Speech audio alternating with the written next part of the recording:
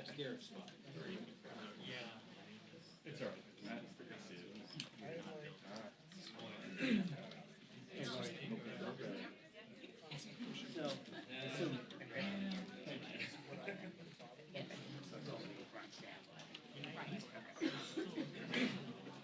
She might be 15, she might be. I would do.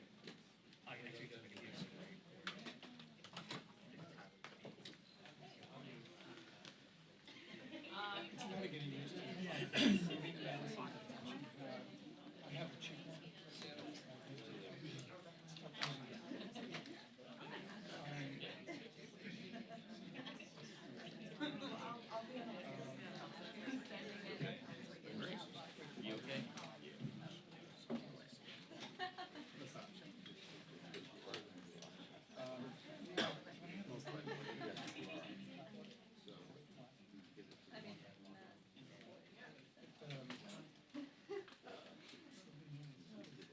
All those pro guys.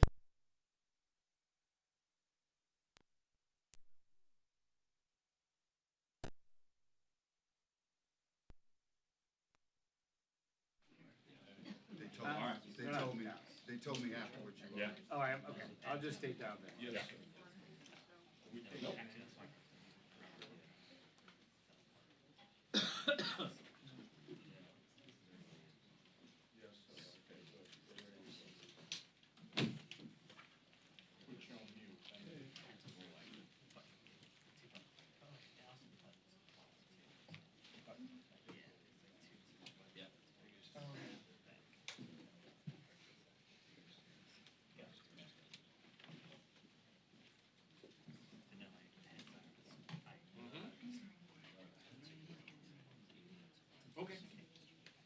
I'm not gonna be sitting in one place at all. No. Yeah, I know.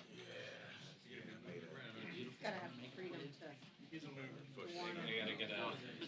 Gotta go into spirited. The idea of being stationary freaks me out. That's why I don't use tripod. I'll think I'm gonna go now.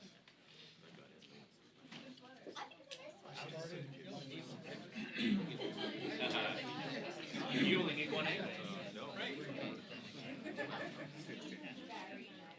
Just one person.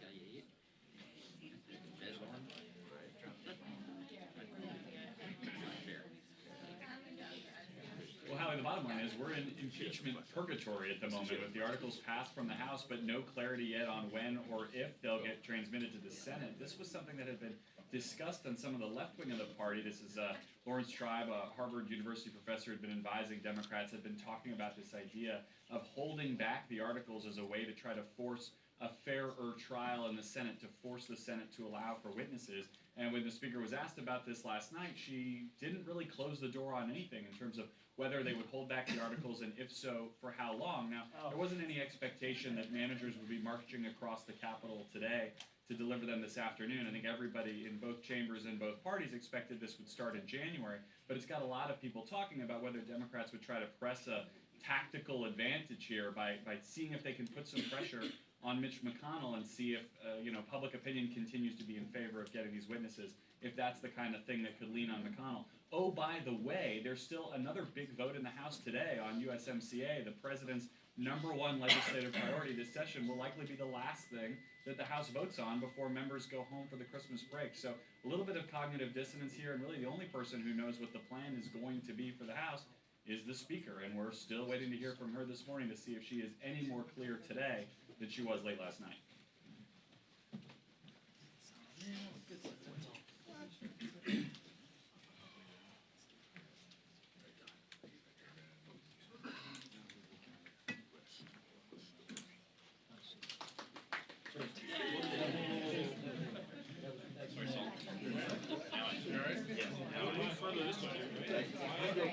that would just keep going.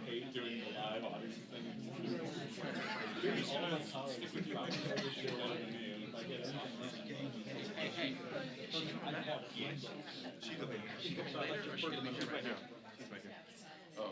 Can I'm gonna sit in front of your stool for just until you come over. Thanks.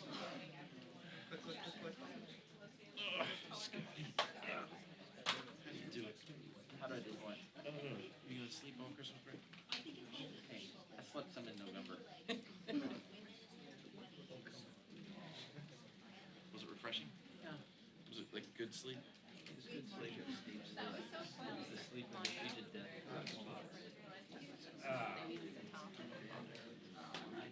She's in the green room. If that makes sense. They haven't called for me yet, we'll see. Same time. She's been in the green room for a minute. Yeah, she got in the green room before we came in.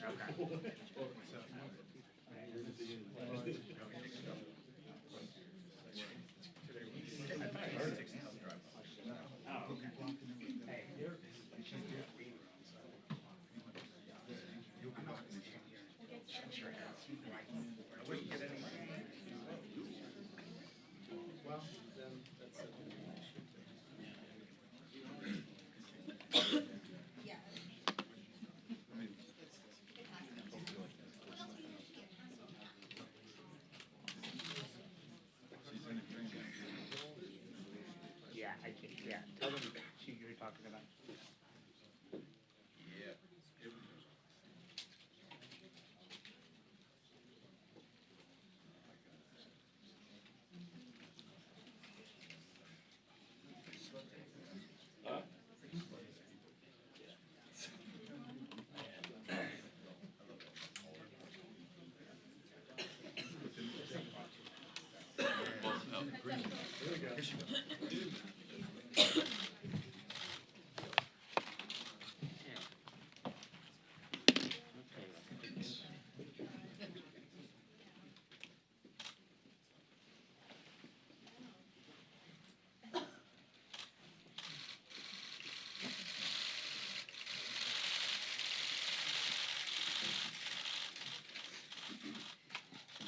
Good morning. How are you? Good, that's good. We've been hearing from people all over the country since last night and this morning.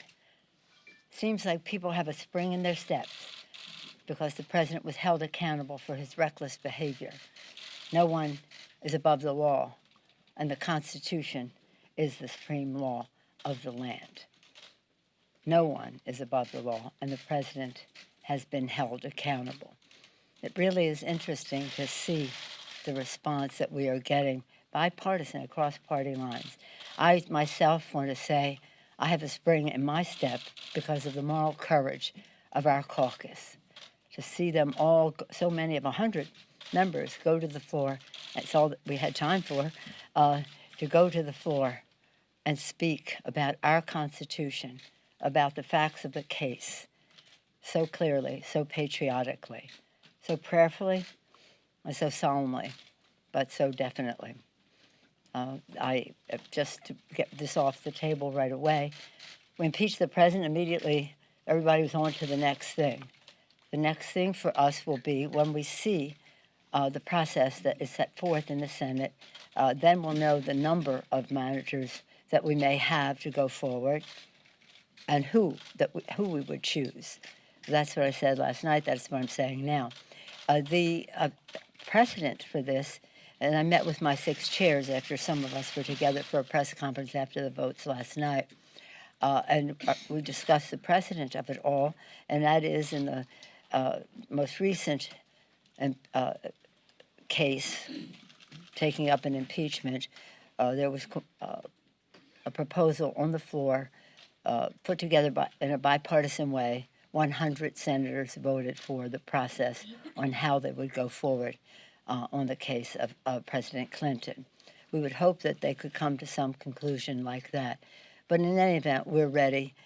When we see what they have, we'll know who and how many we will send over. That's all I'm going to say about that now. We've had a very eventful week. I'm so proud of our members and really in some cases the bipartisanship of some of this and some not. Last year's campaign, we said for the people, we would lower the cost of health care, starting with lowering the cost of prescription drugs and preserving the pre-existing condition benefit.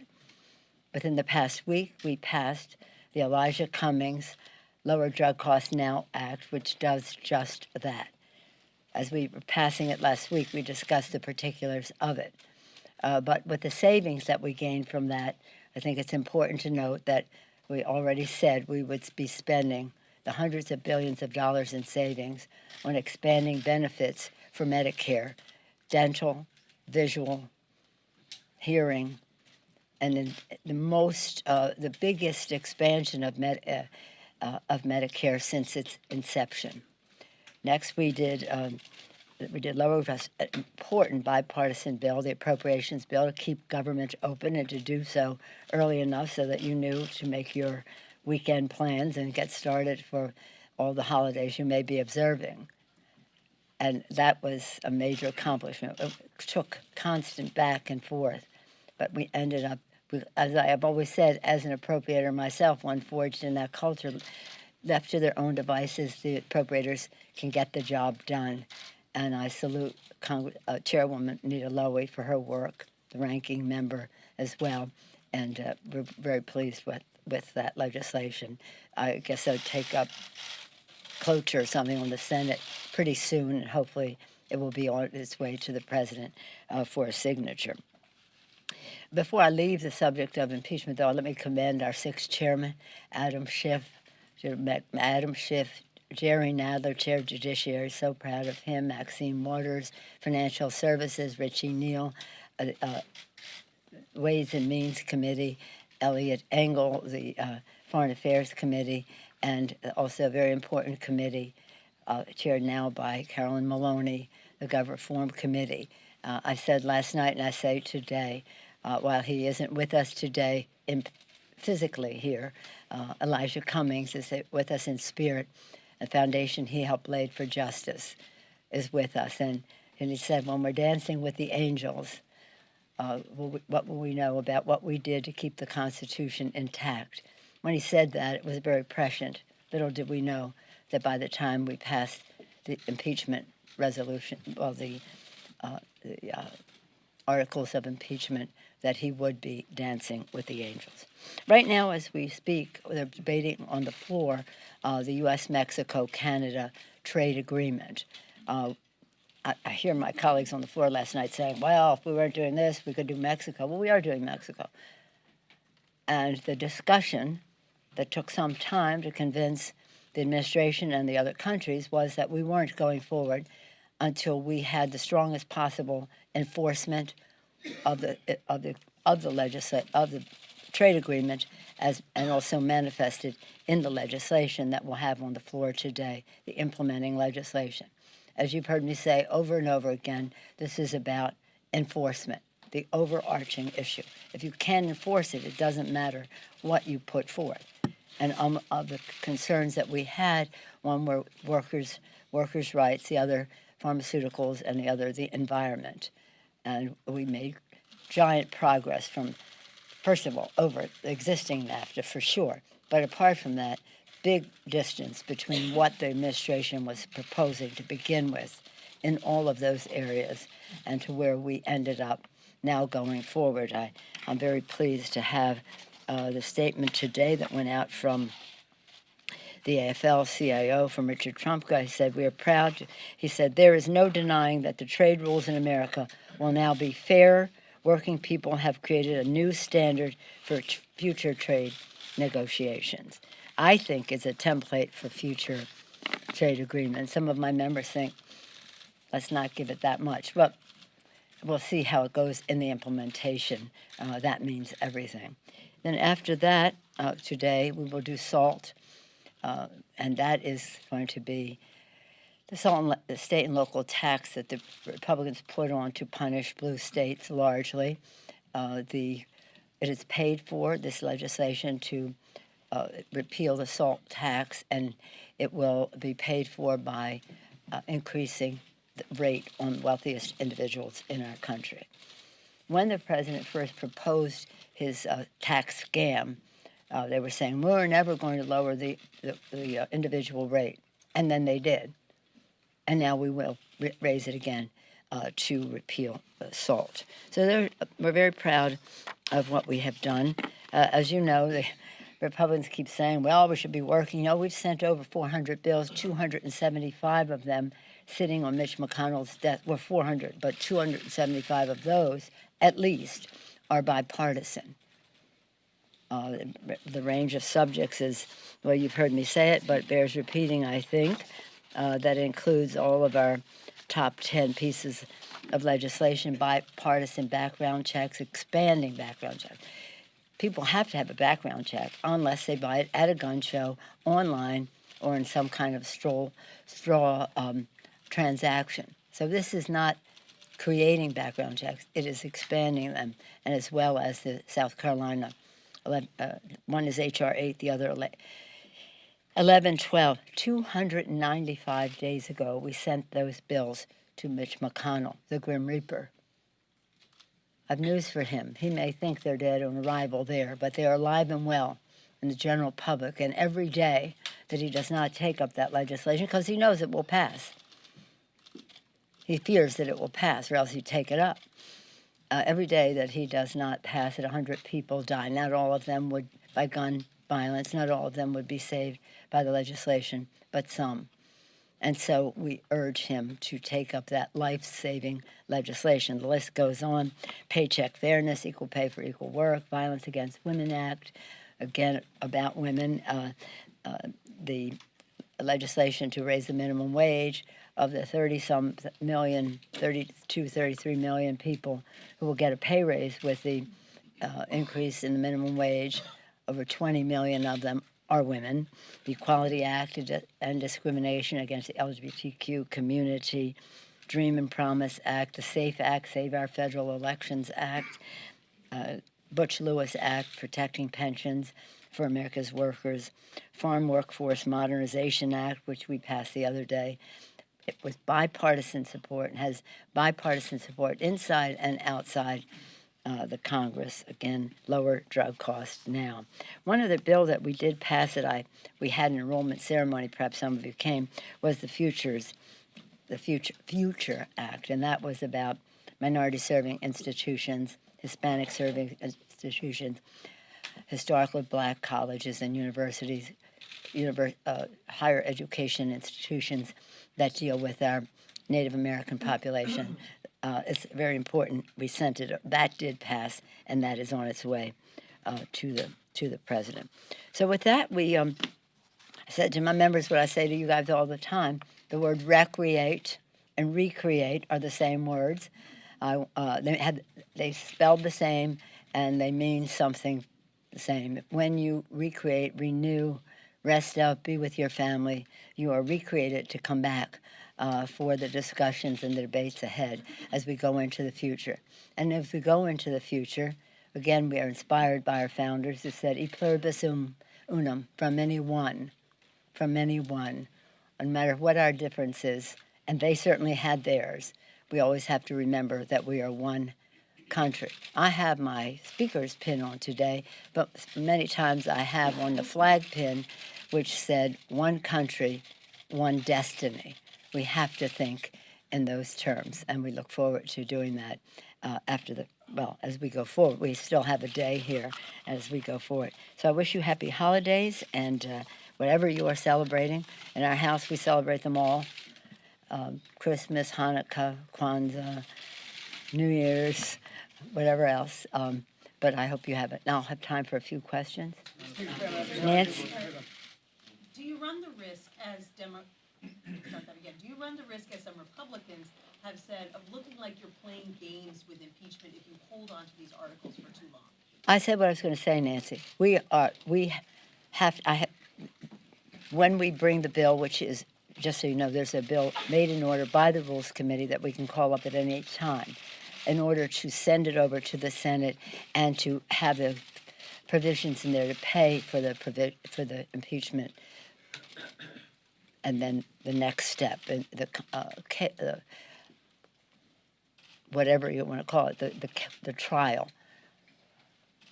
That is where you put the managers. I was not prepared to put the managers in that bill yet because we don't know the arena that we are in. Frankly, I don't care what the Republicans say. Any other questions? Not on this subject. I've said this is it. I honored Nancy. Last night you suggested you need to see a fair process in the Senate. Well, we'd before like to submitting see a bill. fair process, but we'll see what they have, and we'll be ready for whatever it is. Is that Yes, the, is Chad? that the requirement? You need to see a fair process before. We submitting would the hope bill? there would be a fair process, just as we hope that they would honor the Constitution. By the way, I saw some of it, I didn't see it, but I heard some of what Mitch McConnell said today, and it reminded me that our founders, and when they wrote the Constitution, they suspected that there could be a rogue president. I don't think they suspected that we could have a rogue president and a rogue leader in the Senate at the same time. Yes, Chad? Speaker, to that end, you have talked and criticized Senator McConnell today. Any other questions on any of this? Anybody want to talk about Mexico Free Trade Agreement? Anybody care about that? Jobs for the American people, progress in addressing globalism and the issues. Anybody want to talk about the SALT tax that we're passing today? Important issues that relate to the economic vitality of our communities. Any other questions? Because I'm not going to answer any more questions on this. Clearly, do you understand? When we see what their process is, we will know who and how many we want to send over. Not until then. I'm not going to go there anymore. Yes, sir. On USMCA, one expects the president will campaign how he got rid of the worst trade deal in history and made a better deal. Is that something you want to take credit for? Of course we'll take credit for it because what he proposed did not fill the bill of what he just described. But there are those, and some of you have, who care about substance, have in the past asked about whether we would pass that because it would have what we call collateral benefit to the president. I don't care about that. But we had an opportunity to do something very important for the American people, for America's workers, and we could not let him stand in the way of that because he would go out and take credit. So this isn't about him. It's about American workers. It's about being good neighbors in our hemisphere. And frankly, we weren't going to go down that path until the administration conceded on many of the provisions that they had in their original proposal, which were not acceptable and which were not, as you described, the president would describe it. Yes, sir. Have you had any conversations with Congressman Van Drew about maybe caucusing None. within the new year? Zero. Do you have any advice for the No, I know, nothing. Zero. Last One more, that's it, yes. The president last night had some pretty harsh comments about your dear friend Debbie Daigle and her late husband. Wondering if you had any reaction. Let us pray. Let us pray for the president. This is, the president clearly is insecure when it comes to statespersons, whether it was John McCain. Think of what he said about John McCain, and his supporters just overlooked that. John McCain. Now John Dingell. What the president misunderstands is that cruelty is not wit. Just because he gets a laugh for saying the cruel things that he says doesn't mean he's funny. It's not funny at all. It's very sad. Thank you all very much. Happy holidays to all of you.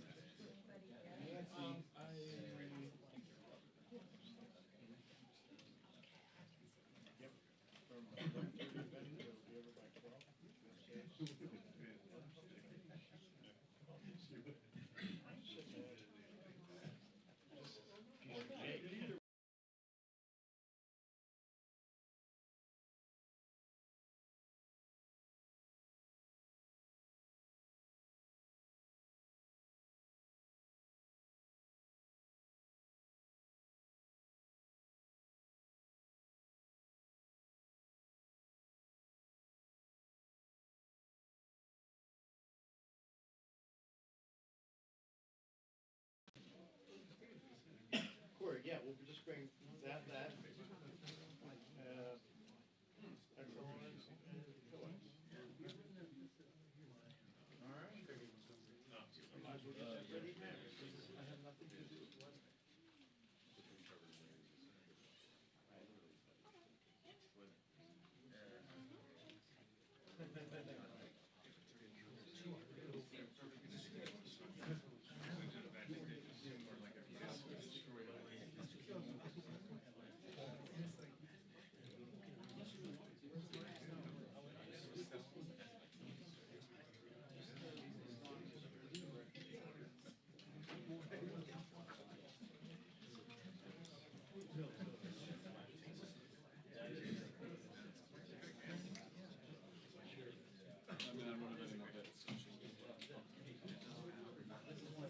What happened?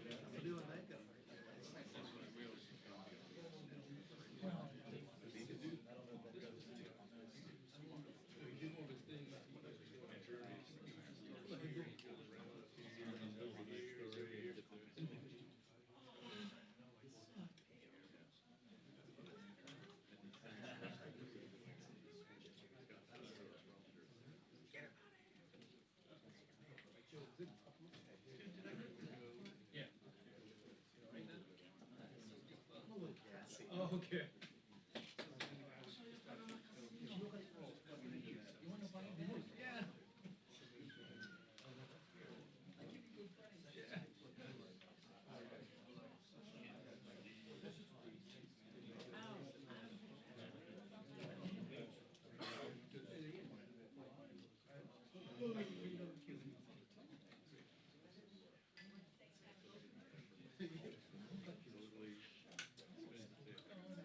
You wanna explain to me who this is?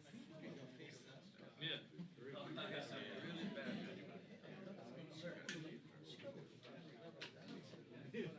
You can say that too, yeah. I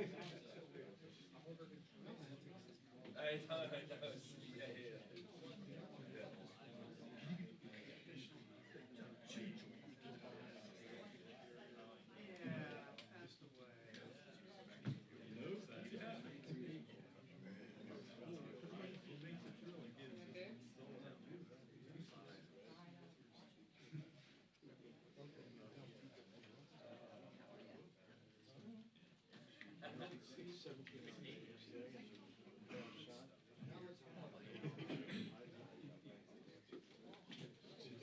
Wouldn't make any progress. It was a great shot.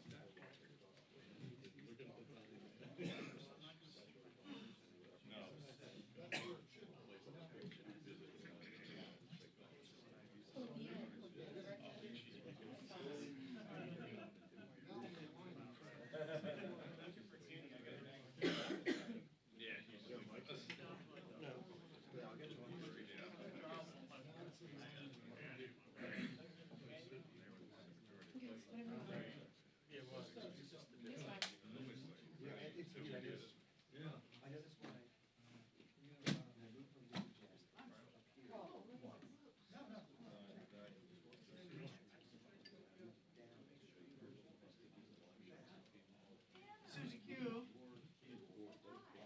Hi, Susie Q.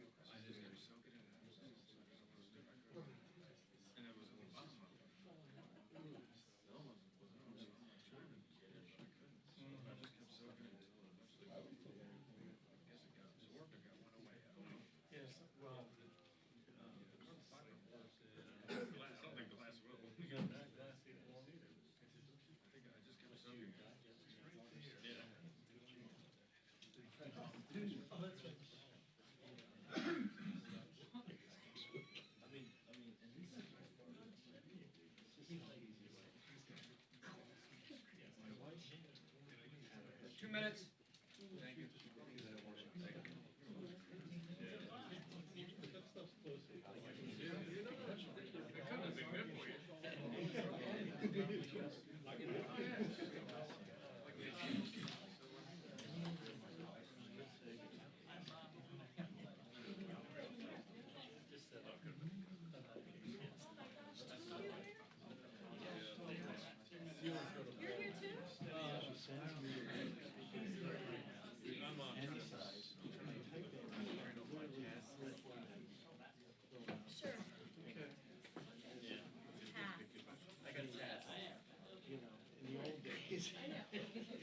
I mean, I literally turned the whole process we had this thing done.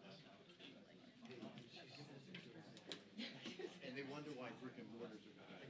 I know, that's why, that's a good point.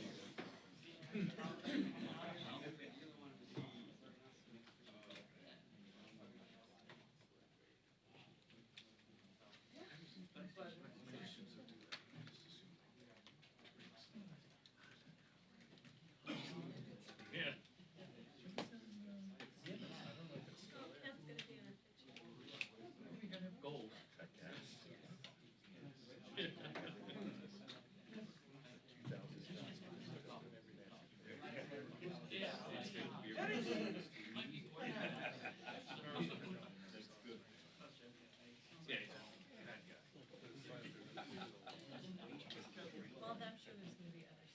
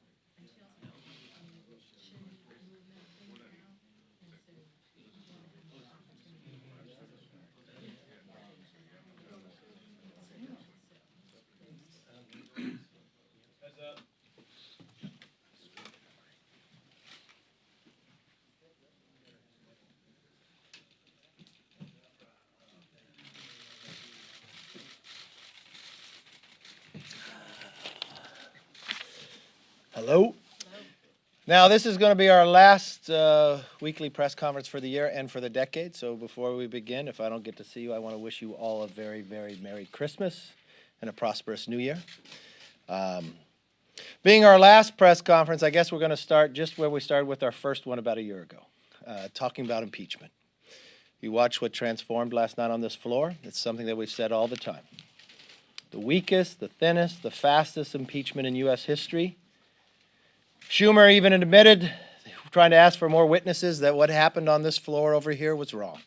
Now we have the own Speaker of the House who is so embarrassed that she admits the failure of this impeachment that she will not even send it to the Senate. So embarrassed that I watched in her press conference she wouldn't even take your questions. That is not a good legacy to have. She's admitting defeat by not sending it, by refusing to send the impeachment over. She knows this outcome is not good. She knows the facts are not there. There's no basis for it. At the end of the day, the American public needs to move on. So with that, let me open it up for questions. Yes? Since you brought up Nancy Pelosi's legacy, do you worry about your legacy defending a man who suggested last night that John Dingell might be in hell, attacked a 16-year-old girl last week, said she has anger management problems? Is it difficult to defend a man who talks like this? Your question to me is, am I worried about my legacy? No. Am I worried about my legacy of standing up for the Constitution, that it is not impeachable what the president did? The question before me as a member of Congress, is that impeachable? Even, which I would consider probably the most respected constitutional scholar, someone who's not a Republican, a Democrat, Jonathan Turley even said, the only abuse that was moving forward was the Democrats. That there was no bribery, there was no obstruction, and that's the job that I have. Will I be embarrassed the fact that I just served for a year in Congress and the record of this Congress is more subpoenas than laws? I'm embarrassed that this is the Congress that did that. I'm embarrassed that this Congress promised to be different and they haven't. I'm embarrassed that this Congress designed their entire time, from selecting of their committee chairs, from the freshmen on their first day, to Adam Schiff, with only one goal of impeaching the president. When they moved to that impeachment, going against everything and every fear that Alexander Hamilton had, that the animosities would be so great that they'd use their own political raw power to do something different, and they did it, and now they're so embarrassed that they wouldn't send it over to the Senate? Yeah, I'm embarrassed about that. Should he say Yes. what he did about John Dingell? We've had a record number of Republican retirements over this Congress and the Yes. last, including Mark Meadows today. What does that say to you about the health of your party? Health of our party is very strong. Let's talk about that. Last Congress, when we had retirements, I was sad about that. I wish we didn't have as many. I wish Congressman Poe did not retire. I'd never met a man named Dan Crenshaw before, but this new, young Navy SEAL, who's now probably the strongest Republican on social media talking about policies and ideas. It's healthy. And for those who are afraid about Republican retirements, I would not be. If you take the average of the retirements based upon where, if you look at the president's votes and others, it's an R23. A Republican's going to replace Mark Meadows. I wish Mark Meadows would stay. He's been a great member. But from the same point of when you look back, the thing about the Republican Party, we don't believe this should be your entire life. Like, I watched Steny Hoyer, and he's a dear friend of mine, but he said in his speech the other day that he's been here 38 years. I don't think that's what our founders designed or thought of. And with the Republican Party, we're healthy, and we bring new blood in. And what's happening with a lot of retirements when you look across, and in 2010, I happened to be the recruitment chair. And remember, in 2010 is when Republicans defeated 63 Democrat incumbents. If you measure us today of where we are as a party on those who are running for office, we have more than 100 more than we had then. We have more women Republicans running for Congress than any time in the history of the Republican Party, from veterans and others. And so we're stronger than you and I. And if you sit today, I watched Speaker Pelosi said, what she had? She had a step in her, or a jump in her, swing in her step. That may be true because her conference is going to be a little lighter and a little smaller, and the Republicans is going to be stronger after today. So if you're asking me about the party and you're asking about retirements, Republicans are going to replace. I think the question of Speaker Pelosi, when she started this impeachment, she promised her own members that the public would be for it. Well, we found that not to be the case. She promised that they'd be stronger. They're going to be smaller. We're the stronger conference after it. I just don't find that any of this was healthy in any aspect that you measure it. It definitely is not healthy for our government, but it's definitely not healthy for America itself around the world. Yes? Two-part question. If you could respond to an earlier question about can you defend Trump's remarks about the late John Dingell. But my question would be, this week federal prosecutors revealed that Lev Parnas, Giuliani's indicted associate, received $1 million, came up during his bail hearing. As you know, some of Lev Parnas's money was sent to your committee, you donated it. Can you respond to both the development in the SDNY prosecution, what that means for now the linking of Dmitry Firtash, the oligarch, to Parnas, and what that means for the investigation? I don't know. The investigation will continue to go forward. I thought you were going to refer to, when you said what happened this week, I thought you were going to refer to the judge based upon what happened with the FISA court and the FBI spying on the campaign. That was a great concern to me as well. Question to John Dingell. I knew John Dingell, I knew Debbie Dingell. I served with them both. I think they were very good individuals. I think they served, John served his country very well, very proud. When John passed away, if you watched on the floor and you heard my speech on the floor, and contribute to him, and I find him very strong individual, very bright individual. I think he made a great contribution to America. We may differ philosophically and sometimes in principles, but no, I considered him a friend. Yes. Now that the House has voted on articles of impeachment, what will House Republicans' role, in the Senate be? Are you planning on having some of your members prep the Senate as they prepare for an eventual trial, or what will that look like? We will do anything senators need if they want information. If they need it, we have a lot of members that spend a lot of time on this. But that's up to the Senate and also up to the president who he wants to represent him. But anything that we can be helpful with, we will. Yes, ma'am. Would you consider last night's House Republicans' defeat kind of a failure to the party? A defeat. Well, let me first gauge that. I would feel it was a defeat to the Constitution. That the rise of impeachment would become so low that you didn't read the Constitution to take it. I'd consider it a defeat in the idea that we didn't hold the same standard that the Speaker asked us to hold in March of this year, at least at that time. That impeachment was so divisive that it'd have to be overwhelming, compelling, and bipartisan. When I watched last night, the only bipartisan vote was against impeachment. A Democrat who's actually running for president voted present. So the question you probably wanted to ask was to the Speaker. Unfortunately, she would not take any questions when it came to impeachment. I would think if Nancy Pelosi thought impeachment was so important that she had to put this before the American public, that she wrote a timeline, that she selected committee chairmen based upon in the future, that she spent 2.5 years working on this, the press conference the day after impeachment that she has weekly, I thought she would have welcomed questions about impeachment. Unfortunately, she told you they were Republican talking points and she would not take your questions. I never thought a speaker would act that way. I guess the only thing I could take from that, she's embarrassed of it. She understands how weak it is.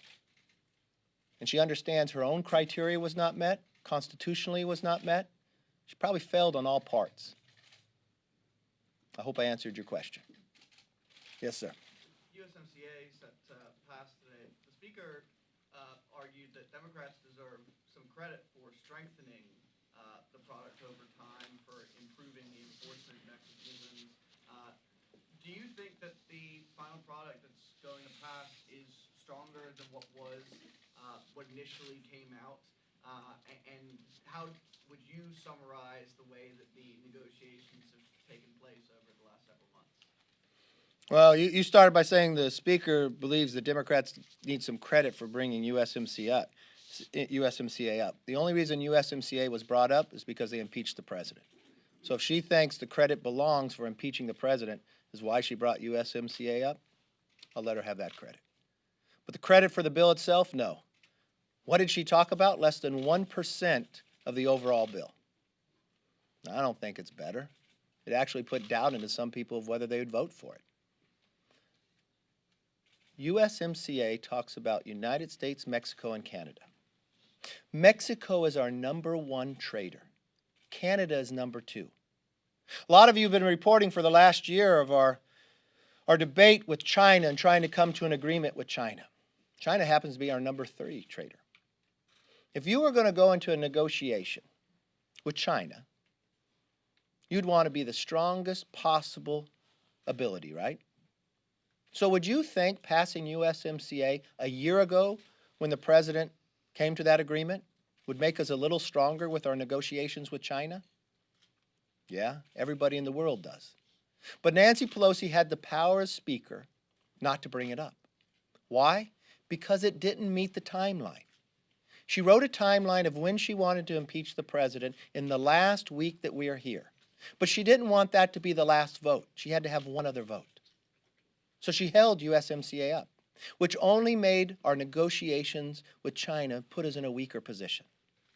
So we got our first phase of agreement with China. We probably could have gotten it all if we were stronger with our first and second traders. So I don't know what credit she wants to take, because she only harmed us by holding it. If she wants to try to spin it in some manner, with you're only negotiating 1% of the bill, I don't know how much credit you can take. America will be stronger because of USMCA. Presidents before have promised they would renegotiate this after 25 years. But only one president was able to accomplish it, President Trump. If you want to take, okay, let's look at the floor and let's see who should get the credit. Well, I took and I looked at every time the USMCA was brought up on the floor in the last year. You want to know what the percentages are? 91% of the time that USMCA was brought up to bring up to a bill and talked about was from the Republican side of the aisle. 9% from the Democrats. So I think history will tell who gets the credit. I'm just very proud of our members for never giving up, for continuing to put pressure. But the greatest pressure that finally changed the Speaker's mind was the impeachment, because she did not want to go home with that being the final vote. She's so embarrassed by it, she won't even send the papers over. She's so embarrassed by that, she won't even take your questions. Why will she release the papers? I never thought I'd see a speaker take that position. But I guess that's where we live today. I never thought we'd see a House doing the things that Alexander Hamilton feared the most. Yes? Have you spoken any more to Congressman Jeff Van Drew about him moving over to the Republican Party? And how do you feel about, welcoming a new member whose record doesn't exactly line up with Republicans? Republicans are a very big tent. We're excited to have Jeff Van Drew. We welcome anybody who believes this new Democrat Socialist Party has left them behind. If you want to say what's welcoming, why is he leaving the Democratic Party? There's many times in the past that members from either side of the aisle have left their party to go to the other. But I can't remember a time that somebody left from a majority party to join the minority party. So that question that you raised to me and the premise of it really should be asked to the Democrats. How can you be excited if you started this whole process thinking the outcome would be better and your own conference got smaller because of it? It showed the differences. It shows you're not welcoming. It also shows you cannot have a difference of opinion. When you watched the body language on the floor last night, you watched those 31 Democrats who sat in seats that the President carried. Their shoulders were down, their head was down. They were not proud of what they were in. It was almost like the pressure was too great for them. They felt the pressure inside the chambers from their own conference greater than the pressure of the constituents back home of who they said they would listen to. They've watched it inside their town halls and others. Many of them promised before they even got here that they would not vote for Nancy Pelosi for Speaker. They broke that promise right away. Because that promise of those 2.5 years to impeach the president was too great. Many of them would say that they did not want to impeach the president. That's not why they came here. But the chairman of the Committee of Impeachment, Judiciary, was selected based upon that fact. The congressman they selected to represent the 2 articles of impeachment inside the Rules Committee 2 days before the president was inaugurated, said he was going to impeach the president. The freshmen who now pretty much control the floor for the Democratic side, who gave him the majority, on the day of being sworn in, a few hours later, said they wanted to impeach the mother. So I guess that much of pressure outweighed to these 31s their own constituents. But the difference is 11 months from now, the constituents will have a voice. For all the frustration I see, this is still the greatest form of government. Because the people have the power. Second question. Yesterday was sandwiched in between 2 pretty bipartisan major votes this week: the spending bill, which had both bipartisan opposition and bipartisan support, and USMCA today. the Democrats say that that shows that what they have said all along, that they can walk and chew gum at the same time, that they can hold the president accountable while also legislating. Do you think that it shows that there can be some bipartisan cooperation despite all of what has been hanging over Congress over the last several months? There could be a lot of bipartisan support, but let's just take your question. We had bipartisan bills on the floor, a spending bill. When was the spending bill due? How many times did you have to do a continuing resolution before the pressure of Christmas coming, before the pressure of the troops not getting their pay raise? I don't think that's bipartisan. I think that's a failure in their job. Bipartisan, you become a new majority. You promise that you'll be different. They never passed a budget. Bipartisanship, we started at the very beginning, concerned about prescription drugs. So we had 3 bills that would lower the price of drugs, come out of Energy and Commerce, with every Republican and every Democrat voting for it. But there was one person that had the power to change the bill, not in committee, but sheerly by herself, the Speaker. She changed the bill before it came to the floor to make sure it wasn't bipartisan, to make sure it could not become law. USMCA, you say, is going to be bipartisan. It will. We've waited 1 year for it to come to the floor. Why? Why would they put them all this week? It's interesting, you even used the word sandwich. Could it be they had a timeline? Could it be that they waited for the impeachment? Could it be that they could not have the votes for USMCA unless they promised to impeach the president? Could it be those who sit in the districts that President Trump carried that wanted USMCA had to pledge a vote for impeachment to get USMCA come up? I don't know. That would be a question for the Speaker, but I guess she doesn't take your questions on certain subjects. It's only the ones that she wants to talk about. It's interesting for an elected official to have that answer. Does the decision to not hand over the articles to the Senate right away, does that have any precedent, or does it raise any constitutional questions? I don't think she has the constitutionality to keep them. To me, it's about admitting guilt. But then again, she just makes the rules up as she goes. Remember, we did not use the standards that we used for President Nixon or Clinton. She changed all that. We did not use the standards that the Constitution tells us about impeachment. We changed it for that. We did not use the standards that the Speaker laid out to us in March. She changed it after that.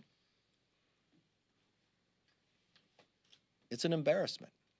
And I don't think the American public will sit back and take it. Thank you for your time. I wish you all a very Merry Christmas. Thank you.